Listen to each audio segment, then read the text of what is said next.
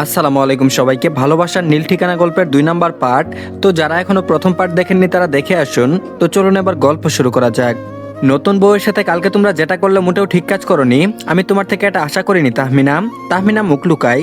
তাসনিমের কথায় নতুন বউকে দেখতে আসেননি উনি। কিছুটা অভিমানও ছিল। একমাত্র ছেলে ওনার, অথচ ছেলের বউ পছন্দ করতে পারলেন না। তারপর বলল, সে যাই হোক, মেয়েটা ভালো তাই কিছু মনে করিনি।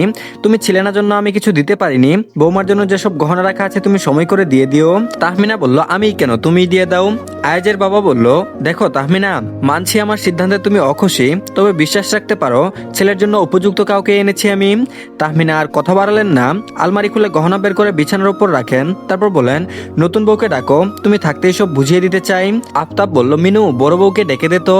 মিনু বলল, জি বড় সাহেব। পিহু এসে বলল, আব্বু ডেকেছেন? আফতাব বলল, তোমার শাশুড়ি ডেকেছেন, বসো এখানে। পিহু চুপচাপ বসলো গিয়ে। তাহমিনা একে একে সবগুলো গহনা বের করে পিহুর সামনে রাখেন। কোন টাকার কোন আমলের বুঝিয়ে দিয়ে বক্সগুলো পিহুর হাতে ধরিয়ে দেন। পিহু দ্বিমত করে না, খুশি মনে গহনার বক্সগুলো নিয়ে বাইরে বের হয়ে আসে।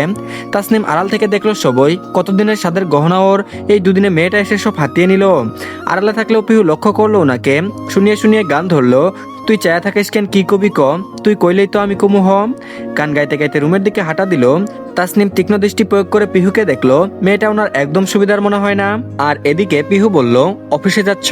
আয়াজ অফিসে যাওয়ার জন্য রেডি হচ্ছিল, তখনই হাত ভর্তি গহনার বক্স নিয়ে পিহু রুমে আসে। আয়াজকে দেখে প্রশ্ন করে বসে। আয়াজের মেজাজ এমনিতেই চটে আছে। পিহুর প্রশ্ন শুনে আরো রাগ হলো, মুখ ভেঙচিয়ে বলল, না নাচতে চাচ্ছি। পিহু বলল, ওয়াও দারুণ তো, তাহলে এইগুলো ছাড়ো আর লুঙ্গি পরে নাও। আমি শ্বশুর আব্বুকে বলে একটা কচি ডাব নিয়ে আসতে বলি, তারপর লুঙ্গি পরে হাতে ডাব নিয়ে লুঙ্গি ডান্স গানে নাচবে। চিন্তা করো না, আমি সুন্দর করে ভিডিও করে দেবো, টিকটকে ছাড়লেই ভাইরাল। আয়াজ চোখ পাকিয়ে পিহুর দিকে তাকাই। পিহু হাত নেড়ে নেড়ে ওকে লুঙ্গি ডান্সের ডিটেলস বলে দিচ্ছে। আয়াজের নিজের উপর দয়া হচ্ছে, এই মেয়ের সাথে ও 6 মাস সংসার করবে কিভাবে। পিহু আলমারির দিকে এগিয়ে যাই, পুরোটা খুঁজেও একটা লুঙ্গিও পেল না। ঘুরে উঠে হতাশার গলায় জিজ্ঞেস করলো, তোমার একটা লুঙ্গিও নেই? আয়াজ বলল, seriously are you crazy? Pihu বলল, ওহ বুঝেছি, ইউ আর এ ভেরি গরিব স্বামী। সমস্যা নাই, তোমার বউ তোমাকে ডজন খানেক লুঙ্গি কিনে দেবে, তারপর সেই লুঙ্গি পরে তুমি নাচবে আর আমি ভিডিও করব। পিহু কথা বলেই চলেছে। এদিকে আয়াজ শ্বাস আটকে ব্যাগ হাতে রুম থেকে বের হয়ে বড় করে শ্বাস নেই, বড় বড় পা ফেলে দ্রুত বাইরে বেরিয়ে আসে। পিহু আয়াজকে দেখতে না পেয়ে দৌড়ে বাইরে বের হয়ে আসে। আয়াজ ততক্ষণে বাড়ির বাইরে পৌঁছে গেছে। পিহু এক ছুটে রুমে এলো, জানালা দিয়ে মুখ বের করে চিৎকার করে ডাকে, পরাণের স্বামী এইভাবে দিলা ফাঁকি। আয়াজ শুনেও শুনলো না, কোনো মতো গাড়িতে বসে গাড়ি স্টার্ট দেই। পিহু জানলার গ্রিল ধরে তুমি যাইও না বন্ধুরে গান গেয়ে ওঠে। দুকলি গেয়ে মুখে হাত দিয়ে ফিক করে হেসে ওঠে। তারপর বলল, আমি তোমার সাথে সংসার করতে আসিনি আয়াজ, আমাদের কখনো প্রেম হবে না, ভালোবেসে একসাথে ঘর বাঁধাও হবে না, তবে আমি যতদিন আছি তোমার যে একটা দুষ্টু বউ আছে সেই ফিলটা পাবে। পিহুর ফোনটা বেজে উঠতেই বিছানার কাছে এগিয়ে যায়। চেনা নম্বর দেখে বুক চিরে দীর্ঘশ্বাস বেরিয়ে আসে।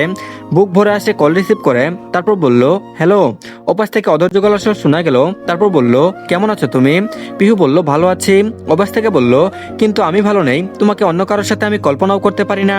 আর কতদিন লাগবে? পিহু বলল, সবে তো একদিন, এত অধৈর্য হলে হবে? ওপাশ থেকে বলল, তোমার কাছে একদিন হবে, আমার কাছে একদিন এক যুগ। পিহু বলল, চিন্তা করো না, আমি জলদি সবটা সমাধান করার চেষ্টা করছি। ওপাশ থেকে বলল, 1 মাস বলেছিলে তুমি। পিহু বলল, মনে আছে আমার। ওপাশ থেকে শান্ত কণ্ঠ ভেসে এলো। তারপর বলল, আই লাভ ইউ প্রত্যুষা, আমার ধৈর্যের পরীক্ষা নিও না আর প্লিজ। পিহু ছোট্ট করে উত্তর দেয়, রাখছি এখন। ওপাশ থেকে আবারও বলল, শুনো প্রত্যুষা। পিহু কল কেটে দিয়েছে দেখে লোকটা হতাশ হয়, এখনো 1 মাস অপেক্ষা করতে হবে, এই অপেক্ষা এত দীর্ঘ কেন? আর এদিকে মিনু বলল, ভাবি সাহেবা খালাম্মা আপনারা ডাকছে। পিহু বলল, যাও আসছি আমি। পিহু গহনাগুলো আলমারিতে তুলে রাখে। তাসনিম ডাকছে মানে নিশ্চয়ই কোনো ঘাবলা আছে। পিহু সন্দেহ নিয়েই তাসনিমের রুমের দিকে পা বাড়ায়।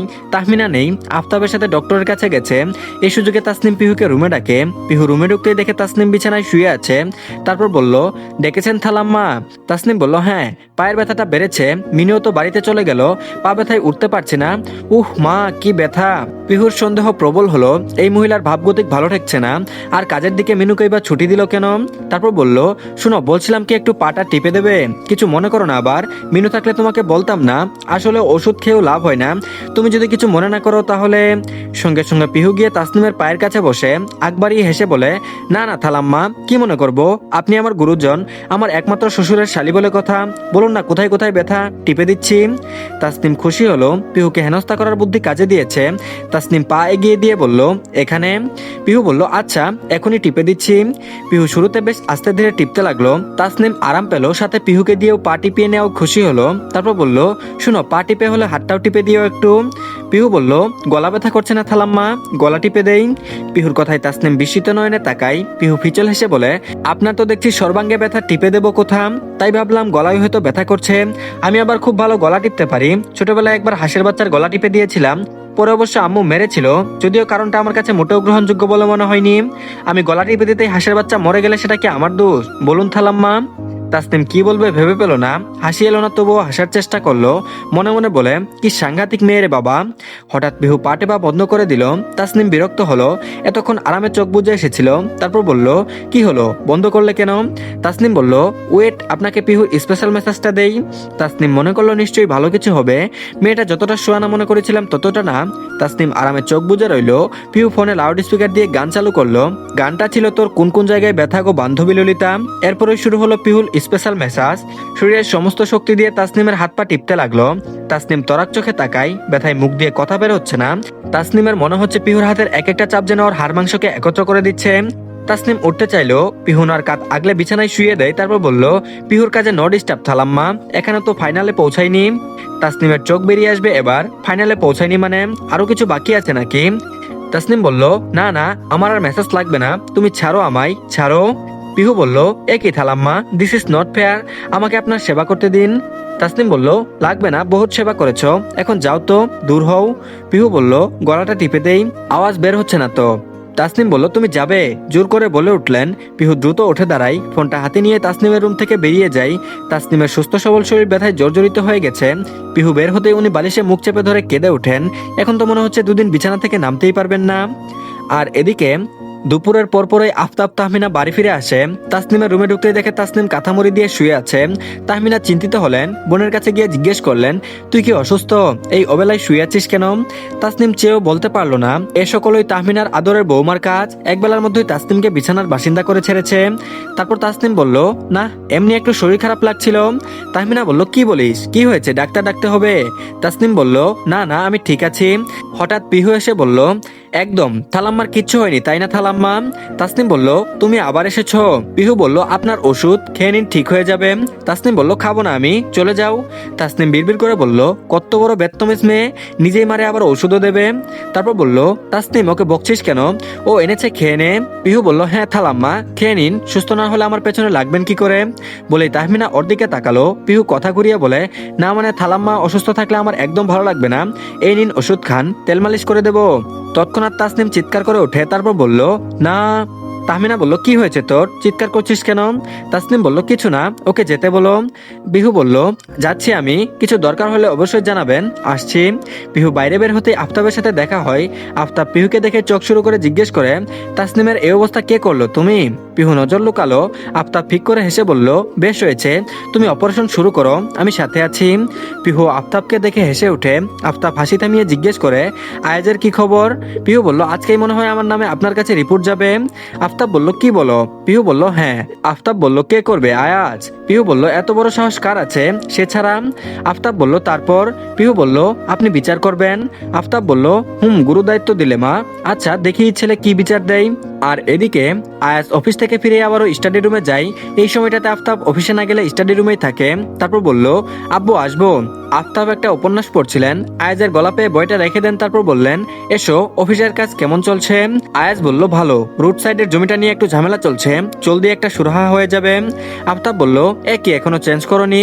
আয়াজ বলল, না, সুজা তোমার কাছে এলাম, আম্মুর শরীর কেমন এখন? ডক্টরের কাছে গিয়েছিলে, ডক্টর কি বলল?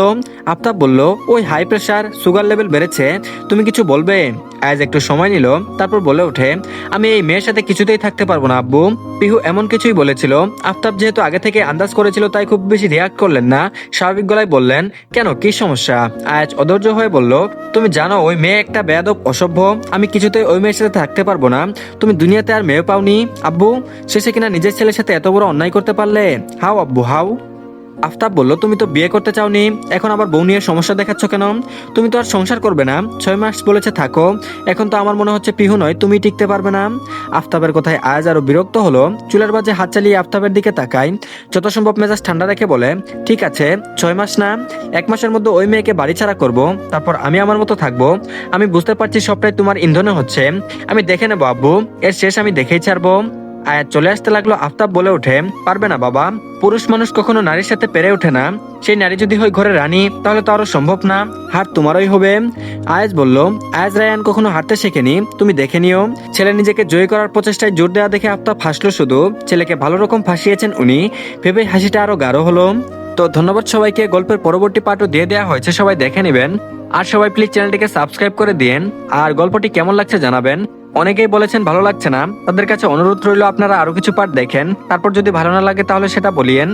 তো ধন্যবাদ সবাইকে, ভালো থাকবেন সবাই, সবাই চ্যানেলটিকে সাবস্ক্রাইব করে দিন আর ভিডিওতে লাইক দিন।